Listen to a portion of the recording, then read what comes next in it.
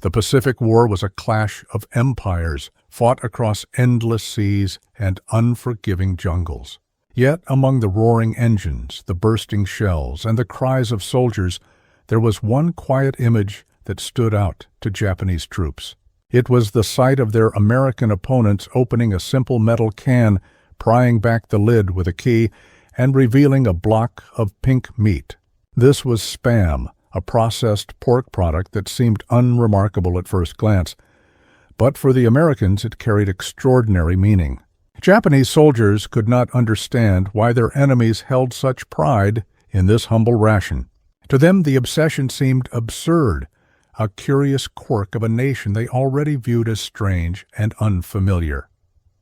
Imagine being a Japanese conscript, exhausted from long marches, surviving on thin portions of rice and dried fish. You look across a captured camp and find empty cans scattered across the ground, each one neatly stamped with the same bold American lettering.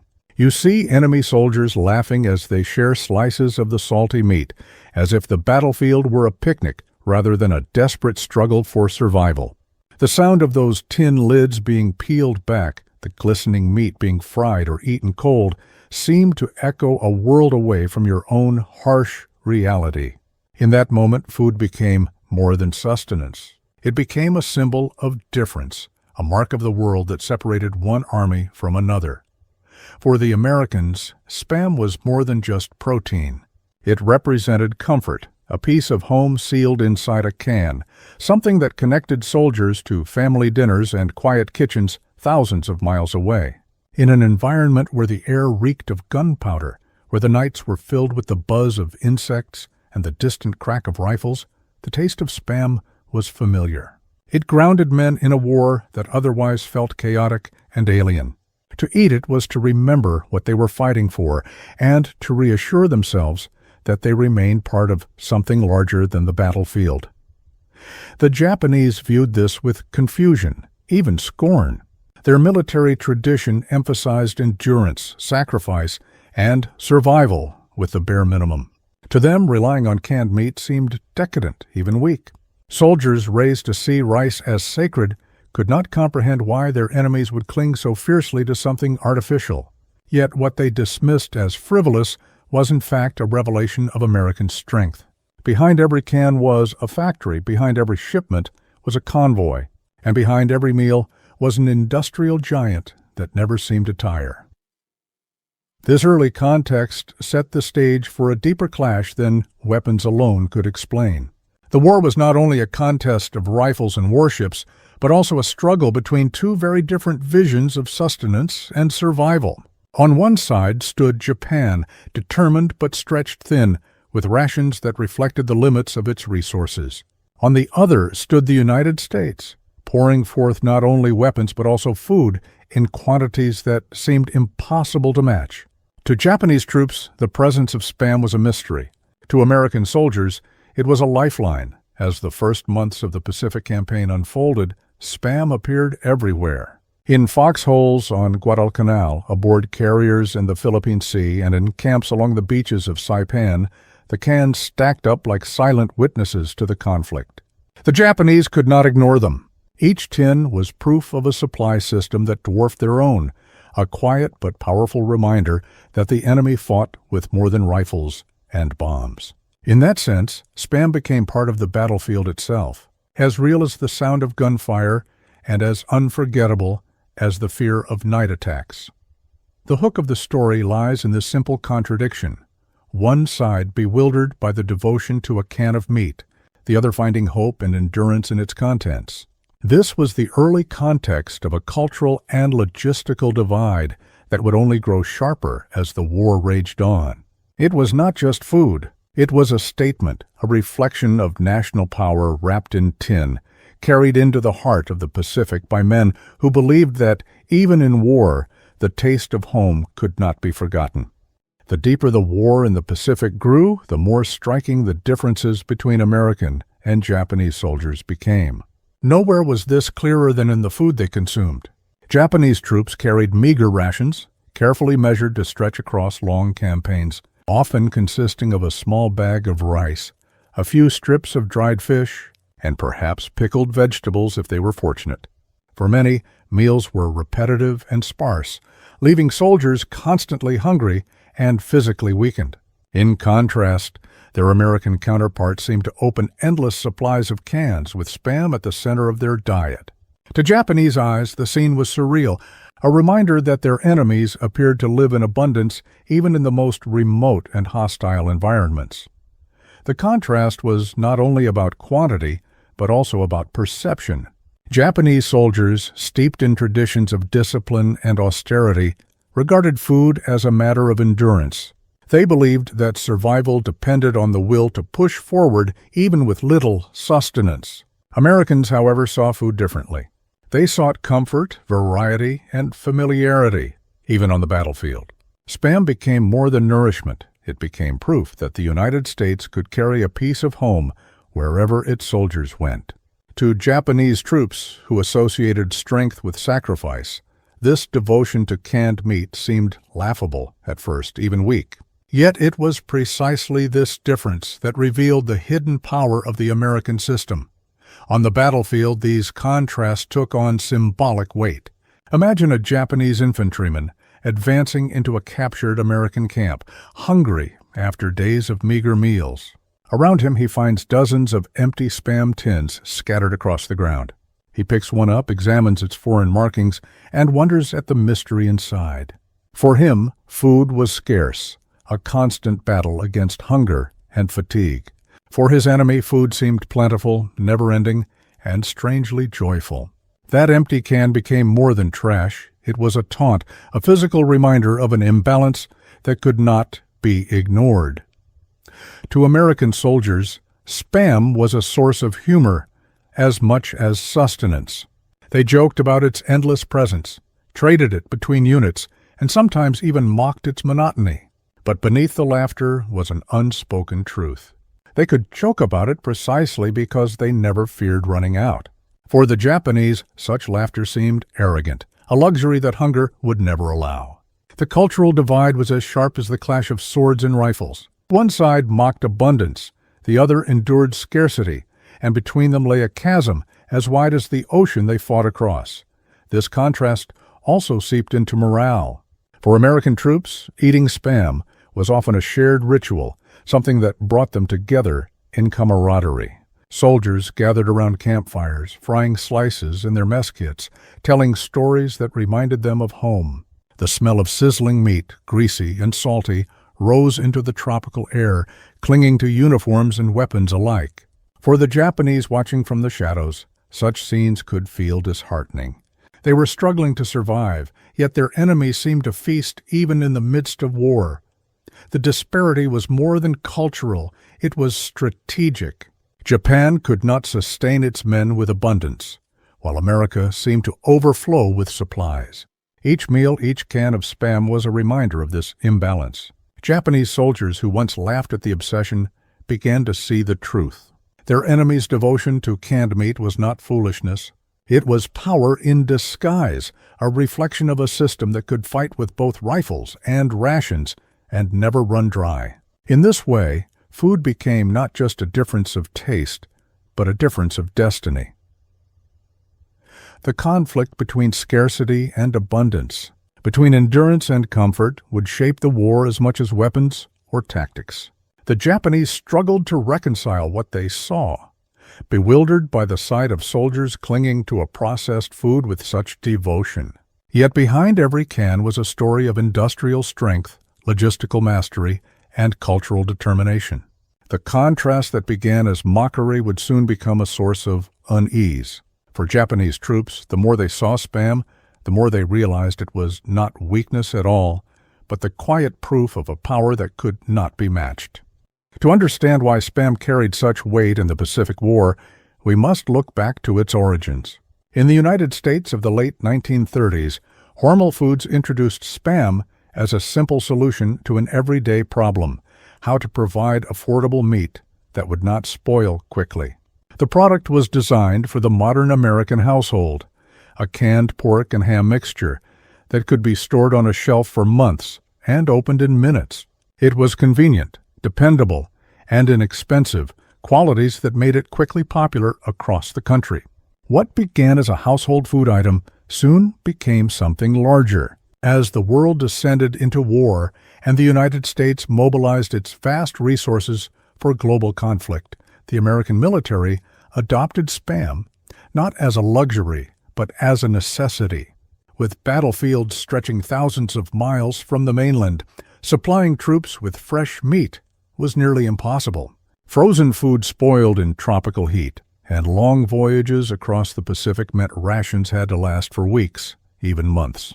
Spam, with its sealed tins and durability, solved the problem. It could be shipped anywhere, stacked in crates, and handed out without fear of decay. The can was light enough to carry, sturdy enough to withstand rough handling, and compact enough to fit into field packs. In this way, Spam became the perfect soldier's ration for a war fought across oceans. For American soldiers, the product quickly gained a new meaning. What had once been just another grocery store item at home became a lifeline on the front.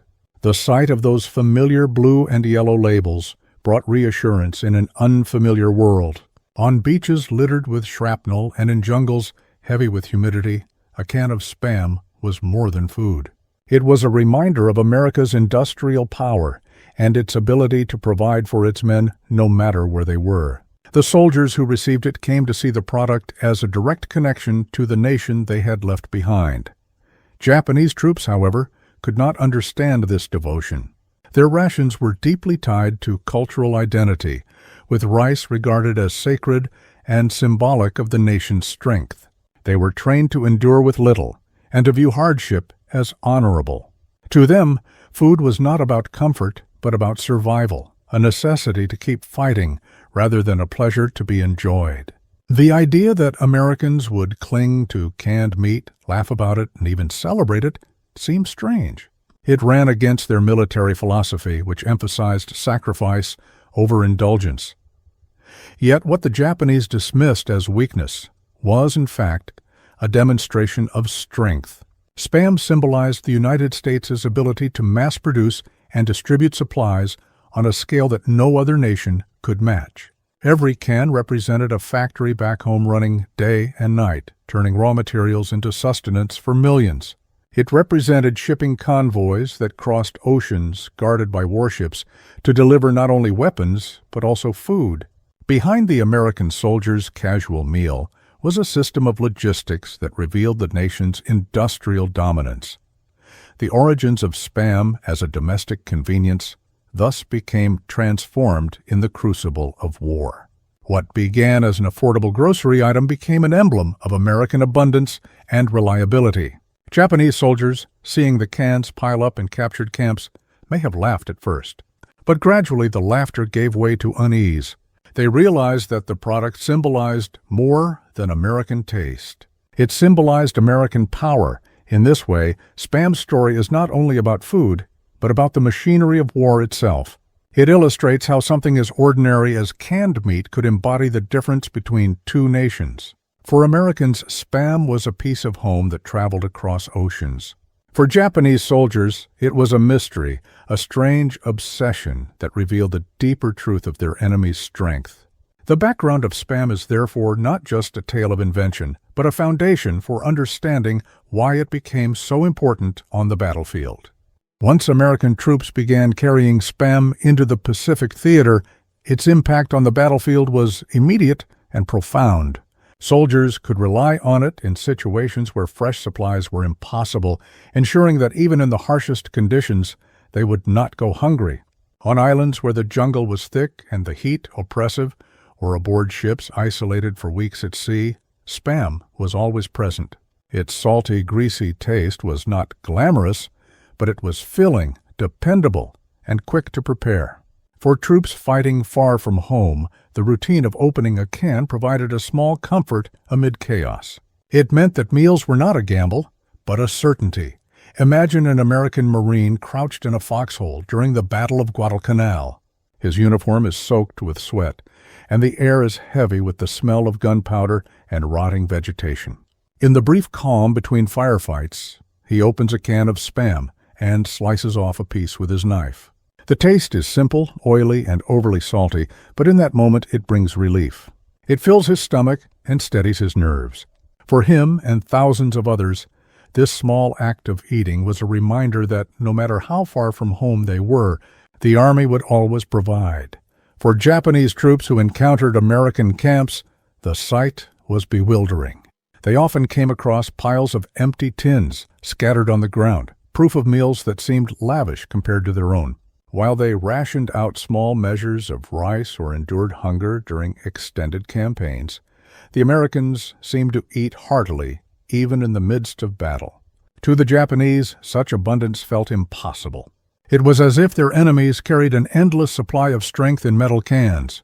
The imbalance was not only physical, but psychological, fueling the belief that America's industrial power was insurmountable. The rituals around Spam also shaped morale. American soldiers shared it, traded it, and found ways to make it more palatable. Some fried it in mess kits, turning the jungle air briefly into something that smelled like a kitchen at home. Others mixed it with whatever rations they had, inventing recipes that became camp traditions. These moments of eating together created bonds among men who faced constant danger. They gave soldiers a reason to laugh, to joke about the monotony of their food, and in doing so, to escape the fear and uncertainty of war. Spam, in its small way, became a tool of survival, not only for the body but also for the spirit. For the Japanese, such scenes underscored their own struggles. Hunger was common in their ranks, and malnutrition weakened both body and mind. Watching the Americans treat food as something abundant and even amusing deepened the sense of disparity. Where they endured hardship, their opponents seemed to thrive. The contrast chipped away at morale, showing that the enemy could sustain not only its armies, but also the sense of normalcy that hunger had stolen from Japanese soldiers. Each can of Spam, then, was more than meat. It was evidence of a nation that could feed its men consistently, while others struggled to keep them alive. In combat zones, logistics were often as important as firepower. The ability to supply soldiers with steady food could mean the difference between endurance and collapse. Spam became a cornerstone of this system for the United States. Its presence allowed troops to march longer, fight harder, and maintain morale under punishing conditions. For the Japanese who witnessed this, it was a constant reminder that their enemy was not only strong in battle, but also unshakable in supply. On the battlefield, Spam was as much a weapon as the rifle, shaping the outcome of campaigns in ways that were invisible yet undeniable. Thus, the simple act of eating became entwined with the larger drama of war. For the Americans, Spam was a lifeline that symbolized security. For the Japanese, it was a haunting reminder of their own limitations. In every foxhole, every jungle clearing, and every abandoned camp, the cans told a story. They spoke of abundance, of morale, and of a logistical power that would steadily tip the balance of the Pacific War. Beyond the immediate battlefield, Spam revealed a deeper truth about the nature of the Pacific War. It was not simply a clash of armies, but a contest of resources, logistics, and endurance.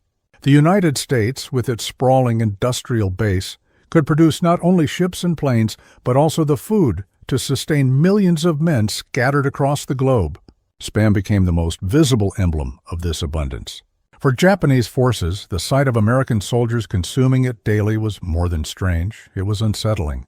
It demonstrated that their enemy's strength came not only from weapons, but from the ability to keep every soldier fed, no matter how distant the front line might be. Imagine the effect this had on morale. American soldiers joked about Spam's monotony, calling it both a blessing and a curse. But their humor revealed a truth. They never feared hunger. They knew that more supplies would come, that the chain of production and delivery would not fail them. Their laughter, their playful complaints, and their rituals around the product all reflected a deep confidence in their system. For Japanese troops, who faced long stretches of scarcity, this contrast struck at the heart of their spirit. It was not only the enemy's weapons that seemed endless, but also their food, a quiet yet devastating reminder of imbalance, the consequences rippled through strategy as well. An army that can eat reliably can fight longer, march farther, and recover faster.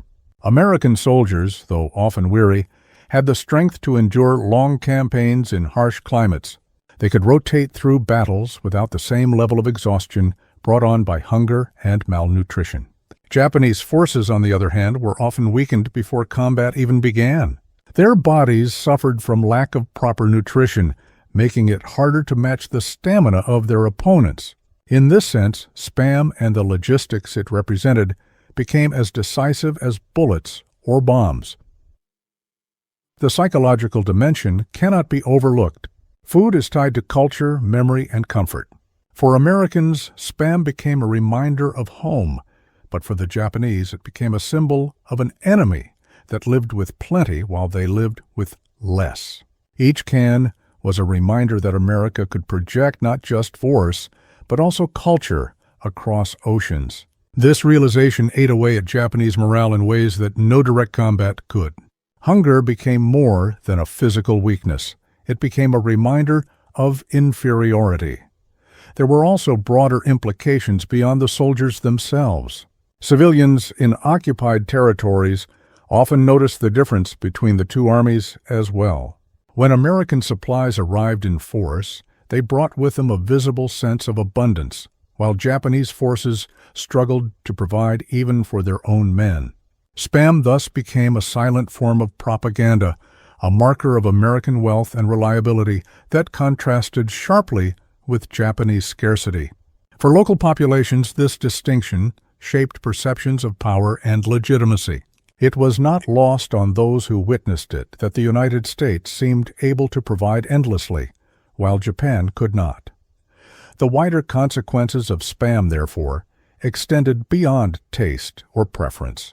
They revealed the imbalance of resources, the power of logistics, and the psychological toll of scarcity. Food was never just food in this war.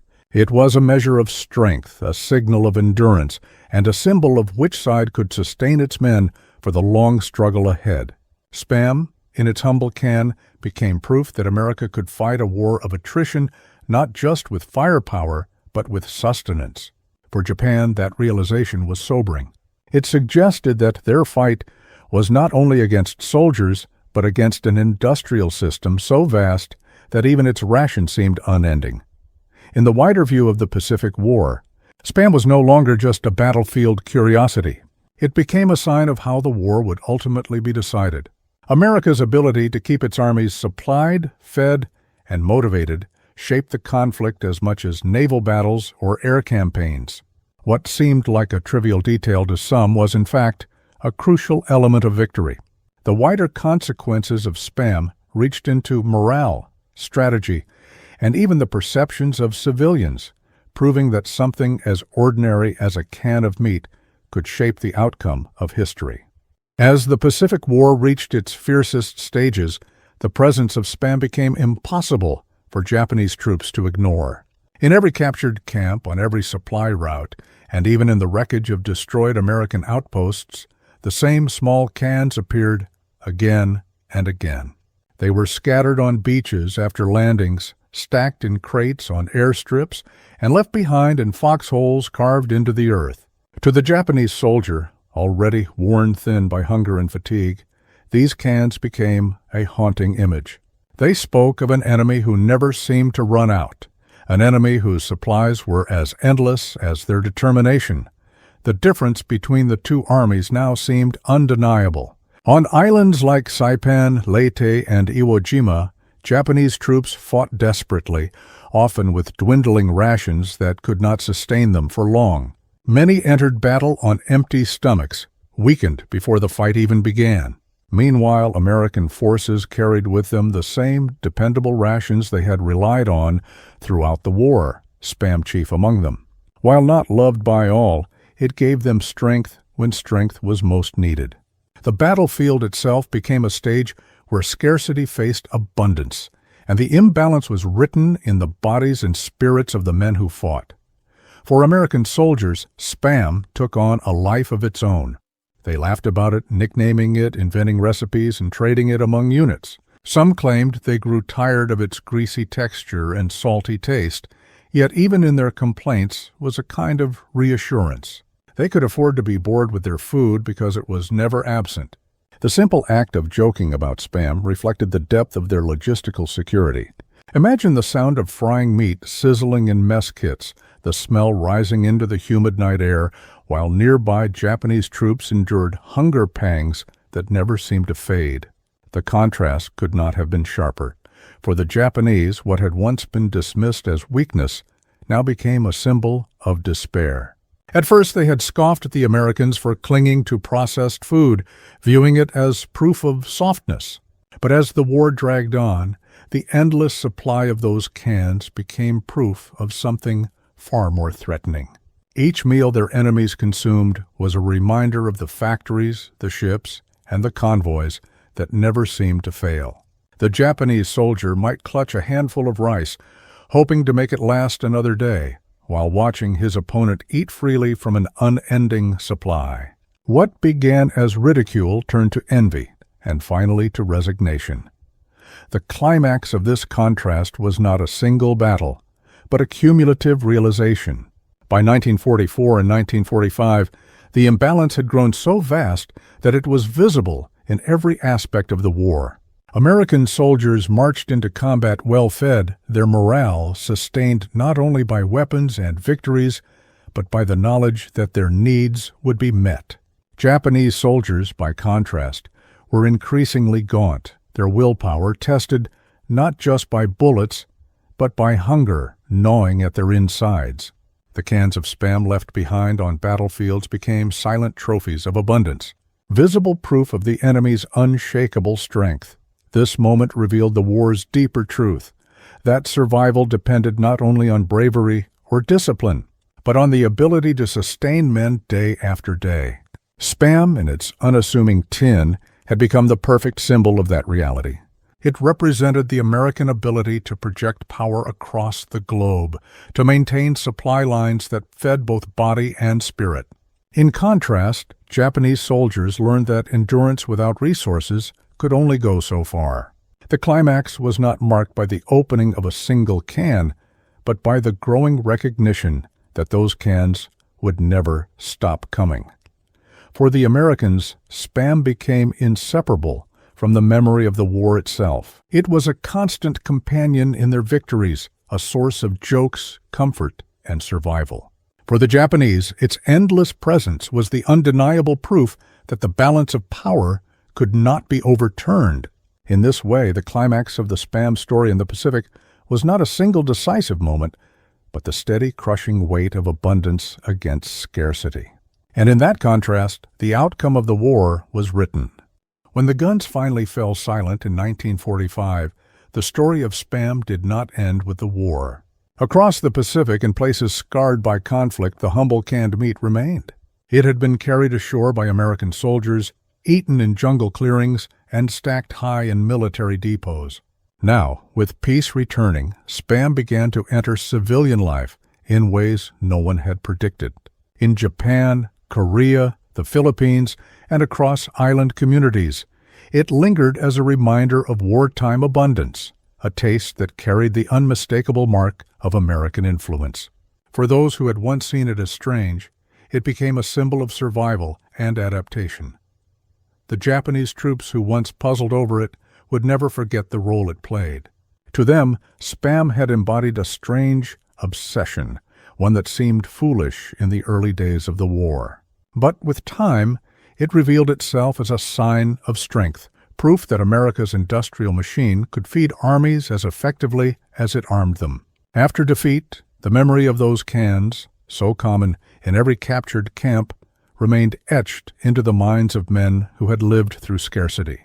What began as mockery had transformed into a reluctant respect, and in some cases, even admiration. In the broader story of the 20th century, Spam's legacy reached far beyond the battlefield. It became a staple in many Pacific cultures, woven into local dishes and reimagined as part of new culinary traditions. In Hawaii, it found a permanent home, while in Japan it appeared in post-war markets as an exotic yet practical item. Its presence in these societies told a story about the reach of American culture, about how even a single product could shape the daily lives of people far removed from the factories where it was born. What had once been a soldier's ration was now a cultural bridge. For the United States, Spam became an unlikely icon of victory. Veterans remembered it with mixed feelings, sometimes joking about its monotony, but always acknowledging its role in sustaining them. Families back home associated it with sacrifice and resilience, as the product became a part of both military and civilian life during the war years. It carried with it the memory of a nation's ability to mobilize its industries for a global struggle, proving that war was fought not only with tanks and planes, but with the capacity to provide for every soldier in the field. The closing chapter of Spam's wartime story is therefore not about food alone. It is about endurance, morale, and the lasting influence of material power.